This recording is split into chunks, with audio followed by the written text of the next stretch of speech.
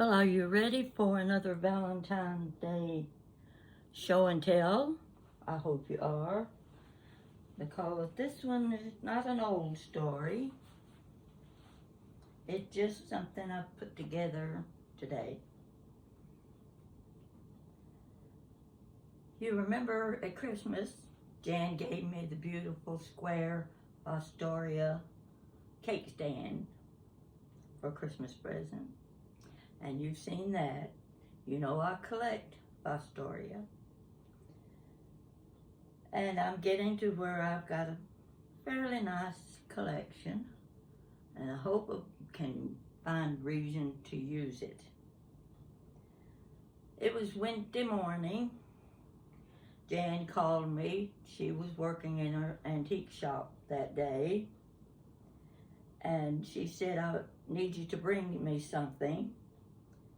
And I bought you something. I said, what is it? She said, well, you'll see when you get here.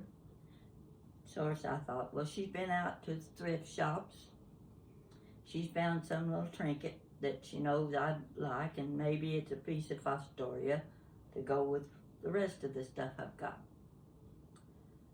And so I wasn't too excited about it, but then again, I get pretty excited about when somebody gives me something. I've got the nose drips. Had the nose drips for a week. I've never been one to have allergies, but I think I've got one now. So I'll be doing this a little bit here and there. And another thing, don't focus on my hair. When I went out today, it was so cold and so windy, and my hair was going this way and this way and that way, and it needs washing anyway. And I thought, maybe if I sit back far enough, they won't notice my hair. So don't focus on my head. Focus on the things I want to show you and talk about. Okay, I get to the antique shop, and usually when she's working, I take lunch to her if I'm going to be in the vicinity. So I took a little salad that I made. I walked in and she was standing next to the counter where you check out.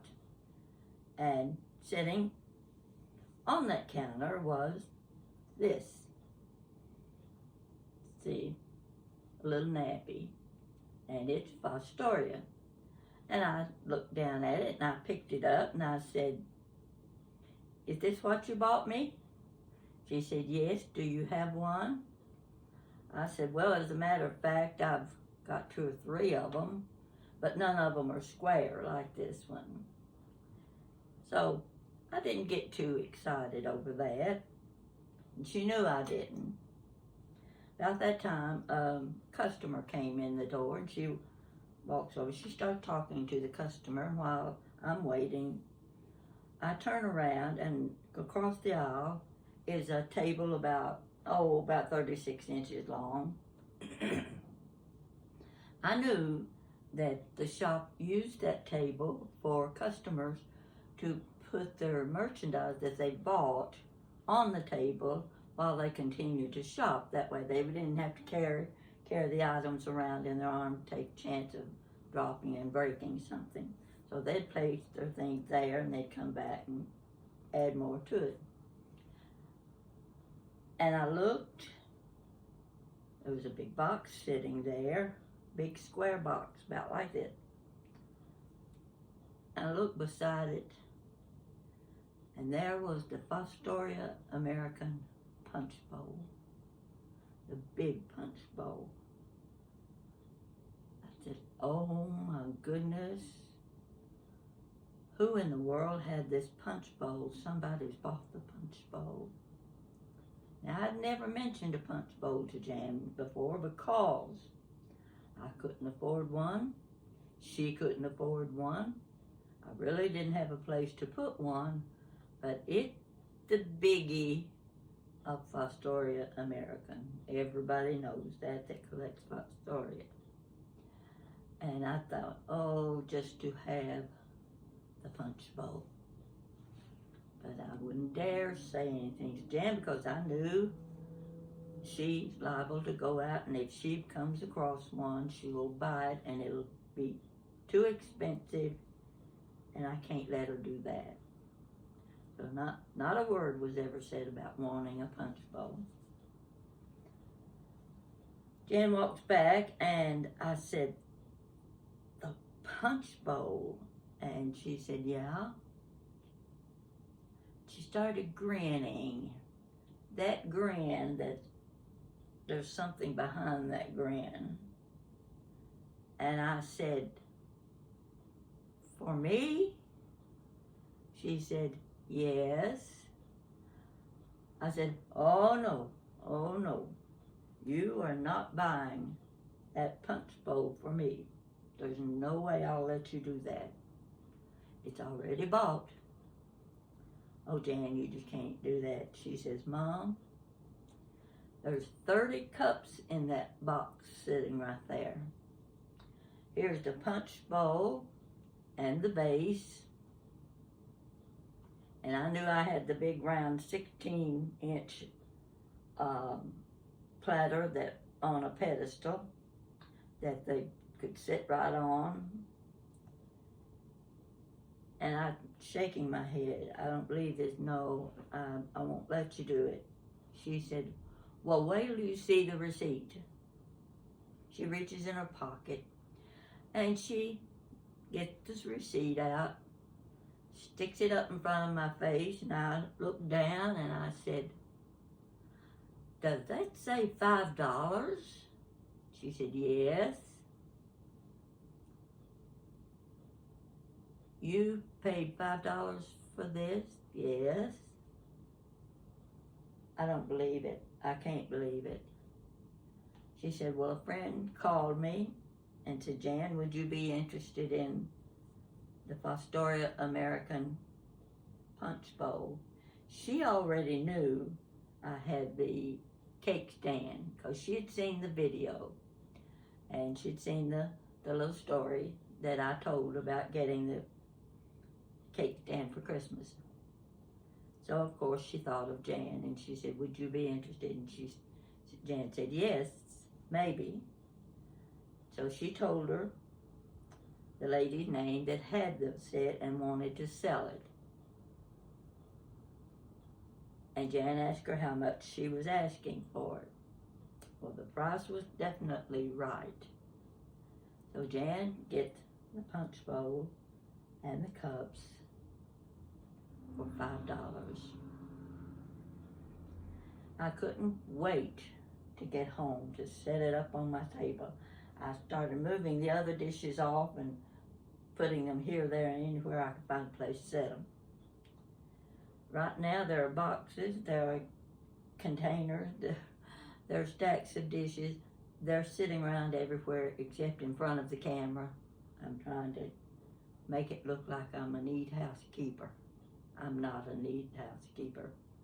I love to decorate though. So what I did, on my way home, I thought, I need to go by Dollar Tree. I need to get some Valentines. I thought maybe they'd have those. Remember when you were a kid and you could buy a handful of Valentine, penny a piece? Well, no, Dollar Tree didn't have those. They're $1.25. No, I didn't need Valentines that bad. So I started looking around, and I found little things like little packages of cut out Valentines, different sizes. Yeah, I could use those. I can spread them around on the table. And let's see what else. Okay, I started buying packages of candy. Now, you know everything's $1.25 now instead of $1. And there were the little chocolate-covered cherries in a little box. There were little hearts wrapped in red and silver paper in a package. Oh, I got the Nestle's little bitty tiny candy bars. I bought a whole package of teeny tiny, let me see if I can find one here. Teeny tiny suckers. See this little tiny sucker? Okay, whole package of them. I said, I'll just hand them out to kids or to the old ladies downstairs when they have their little gossip sessions. I'll take a handful of suckers to them. So I had enough candy that I thought, I'll just fill that punch bowl with candy, because it definitely wasn't going to make punch. And I'll set it on the table right under my chandelier. Maybe that'll work. Just anything I could put on the table that would, so I could show you my new punch bowl. So I set everything, I put the, well, I'll just show you little by little. I took this red wreath off my wall. It was time to take it down anyway. It was there for Christmas, but I said, okay, we'll get one more use out of it before it goes in the box. Well, I can use it as a base for my punch bowl. I put it on the table. I got out my big 16-inch platter with a pedestal under it, set it right in the middle. Are you seeing it okay? I'm going to turn it a little bit more so you get a, if I move it closer, you won't see the bottom part. Now, if you look, here's the platter, right down in the middle of that wreath. I've got a circle of punch cups all the way around. On the outside of the wreath, whoo, just about burnt my elbow off. I put another roll of punch cup, using up all of the punch cups. I put plate in a bowl down inside the punch bowl because it was too big for the amount of candy I had. So I thought, well, I'll put a smaller bowl inside. And you can see my little sparkly thing. Yeah, Dollar Tree has these in 4th of July, any time of year you want them, something that's flashy looking. So that's what I needed, something in the center. So I got that set up. Then I set my table. Okay, you can't see it. I'm going to have to move this a little bit so you can see. Let's see if I can get that right. I want you to see the plate. There's my plate. Got a little thing of red and white candy. See my red glasses here in the corner. And my red roses. I've had these glasses with the red birds on them. I bought these at least 45 years ago at McAlpin's. And they've got Birds of America on them. I think I've got 7 left. And I saw them in the kitchen. I said, oh, that'll work. Then over to the other side. Uh-oh. Bear with me, folks. You know I'm not good at this sort of show and tell stuff. See my little Dutch boy and little Dutch girl? Oh, they're treasures. They're the ones my sister gave me, and I just adore them. And I thought, they're the very thing that represents Valentine's Day, the sweet, loving couple. That'll work. Looked in my china cabinet, and I said, this is the prettiest thing I've got. My little, oh, come on. I'm going to have to hold this so that you can get a real good look at this cup. Do you see how pretty that is? A beautiful fruit design around that little tiny cup. And then here's the plate. I think these are the prettiest Demeter cups and saucers I've ever seen. And I said, okay, I need something else. So I got my Demeter cups and saucers out, and I made another circle all the way around the punch bowl. Got my candy up there. My punch bowls, everything red and white. Oh yes, of course. One more thing. My red roses. And of course my sparkly red glasses. I said, gotta have my glasses on the table. Okay, this is the red rose. I may have told you this story before, but just in case I haven't, I'm going to tell you about it. That one will let go. Okay, you see this pretty red rose? Let me tell you the story about that. I think you'll like hearing it. Oh, this has been at least 10 years ago. I was in England again with my friend. And of course, one of the main things we planned to do when we would go to England, to London, or go to the shows, the stage Broadway productions. And we were walking the block. We couldn't find the Royal Theatre where it was. We're standing with our big map. We always had a map trying to find the streets. And a man walks up and he says, "What are you looking for?"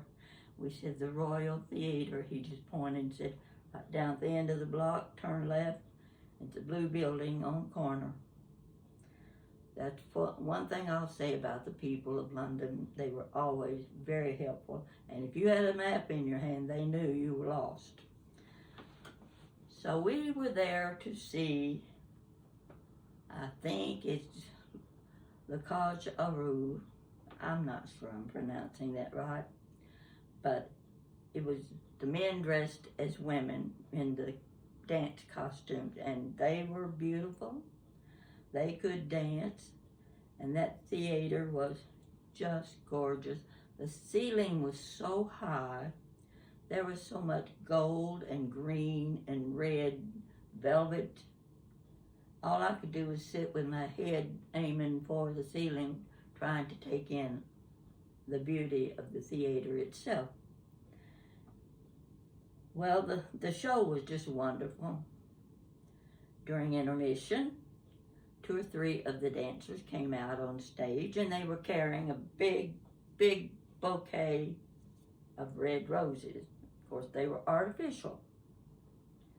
And they had the dance music going, and they were kicking their legs, and they had pretty legs, too. And sometimes their boobs got a little one-sided, you know. You noticed that, of course.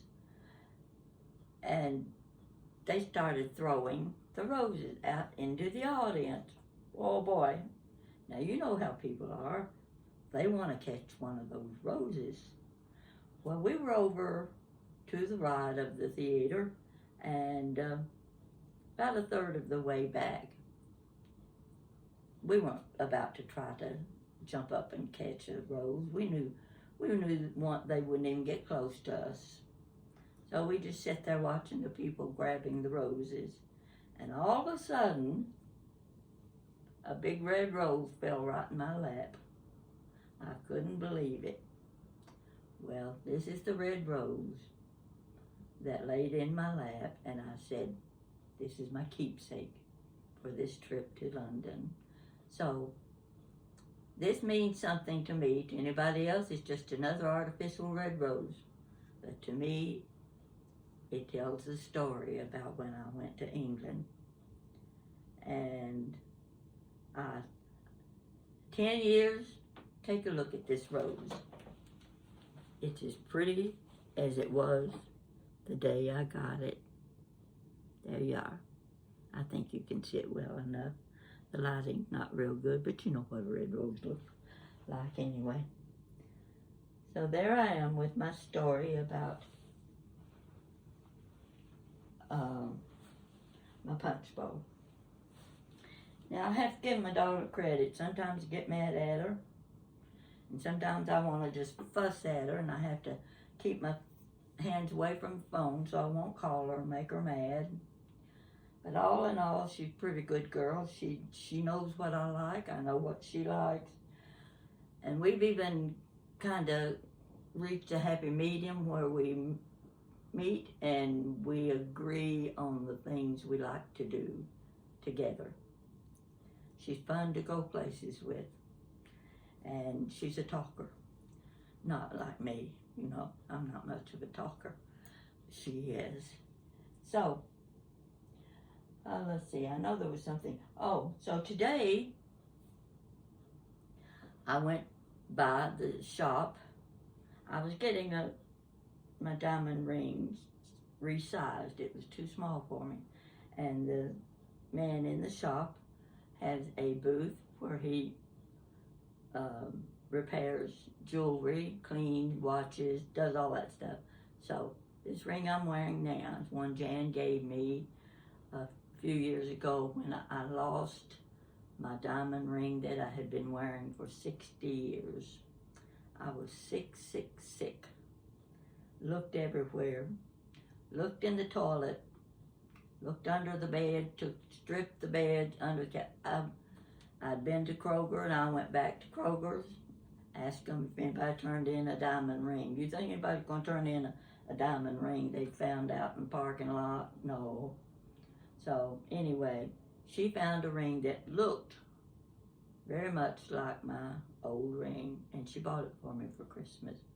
Well, it was too tight, so it's been in the little ring box for 2 or 3 years, and I took it in the other day, and the man working there, he resized the ring for me, and now I'm wearing my diamond ring again. Okay, when I got to the shop, a friend of ours was there, and I hadn't seen her in months.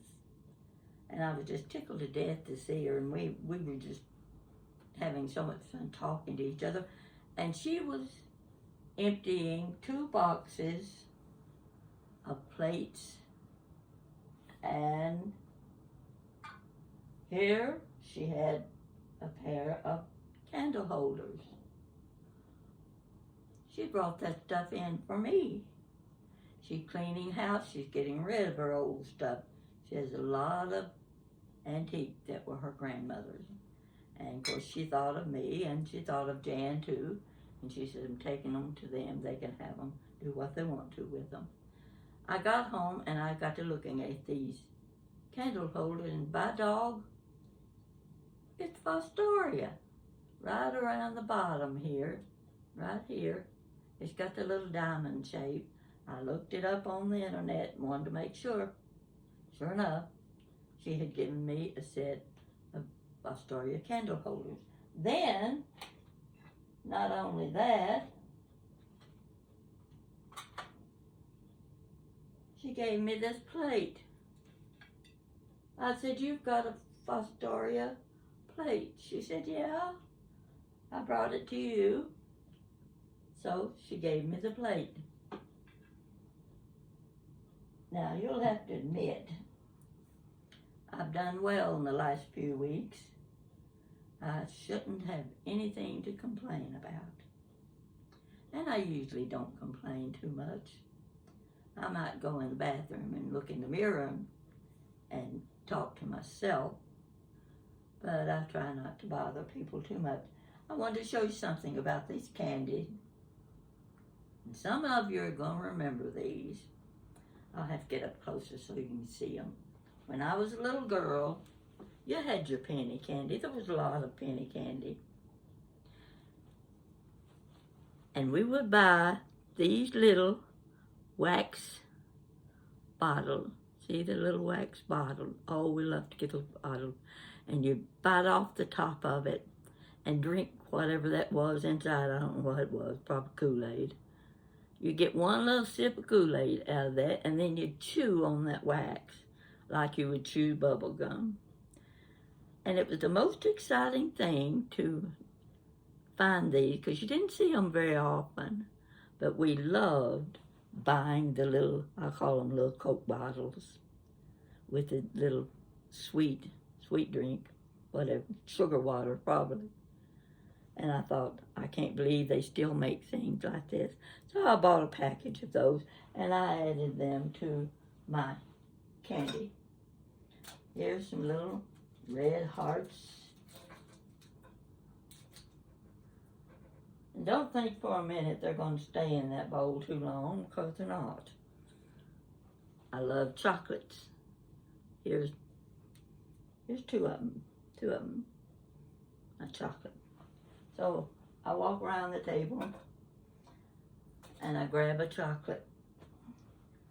It'll take a couple of weeks, but I'm going to give away the suckers. I don't like suckers that well. So I'm sure there was something else I wanted to tell you, but I think I've covered it pretty much. I went thinking this was what I was getting from my daughter, and this is what I ended up with. Take a look at that, folks. Now, if that isn't something to brag about, I don't know what is. So, if you have friends who would like to see table settings, and if you like the ones I do, oh, and another thing my friend today brought to me. Oh, these are gorgeous. I've got them sitting back here in the back. See if I can get this right. These plates, these bone china plates, are 12.5 inches across. That's the same size as a charger. I said, oh my gosh, they make wonderful chargers. And they look old because they look kind of like an Art Deco edging. Now, I had just bought these plates for 99 cents. And I said, okay, we're going to use this as a charger. And this plate is going to go in the center of it. Can you see that? I wish I had the lighting better. Let's see if this helps. Well, you can get an idea. It's got pale yellow, it's got pale aqua, and the background is a little greenish tan. It's just a nondescript background, but it works perfect in the center of this big plate. She gave me 8 of these plates, and they are so heavy, I could not lift the box. They had to be put in 2 different boxes. 8 big plates. She's going to be bringing me more things, and I can't wait. Nothing I like better than a gift that you don't have to pay for. I'm going to go fix me a Dr. Pepper. I'm getting kind of thirsty. I've been talking too much. And, oh, I know what I wanted to tell you. In March, I'm going to be going to a storytelling festival, the latter part of March. It's at Cumberland Falls State Park, DuPont Lodge. That's in Kentucky. Now, if you've ever heard of or have not heard of the Moonbow, there's only one Moonbow in the world now. It's at Cumberland Falls State Park, near my hometown.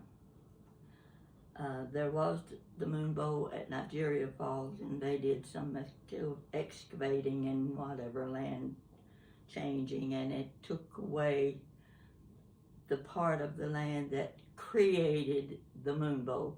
Now, you know what a Moonbow is. It's the same thing as a rainbow, except you see it at midnight instead of after a rain during the day.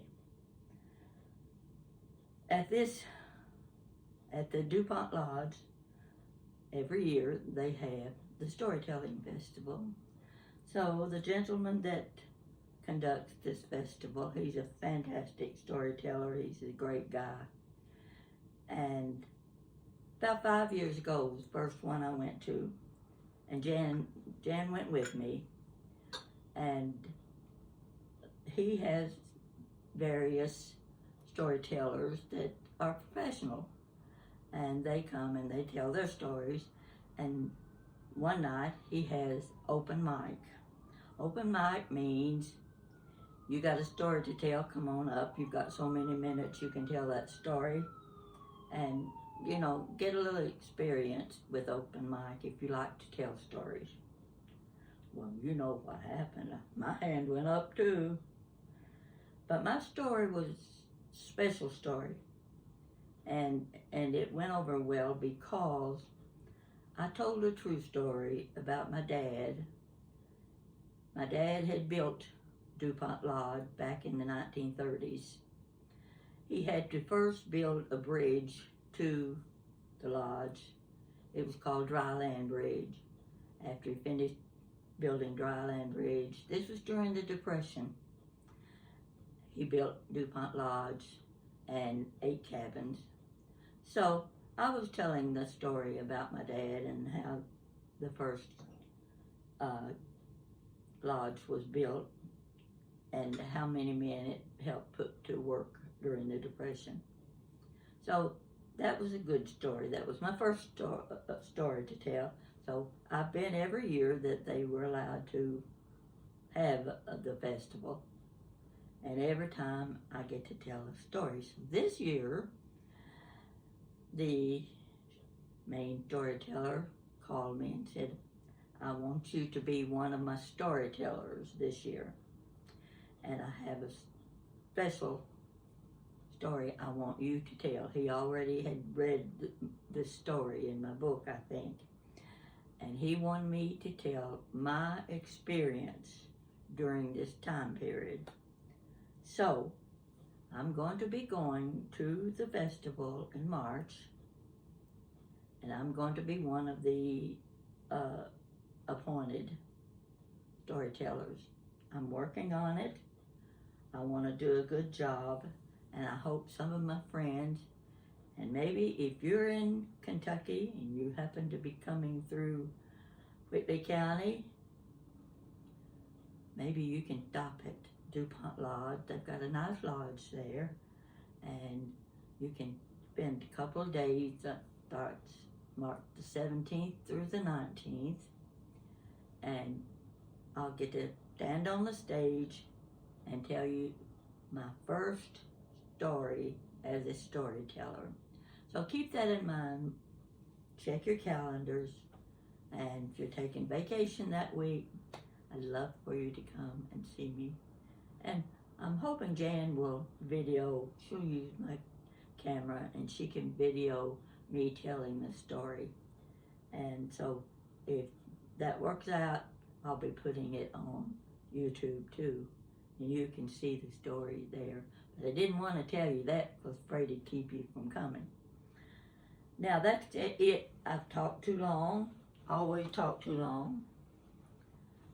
But here's to you. I've got to blow out my candle. Get those candles blown out.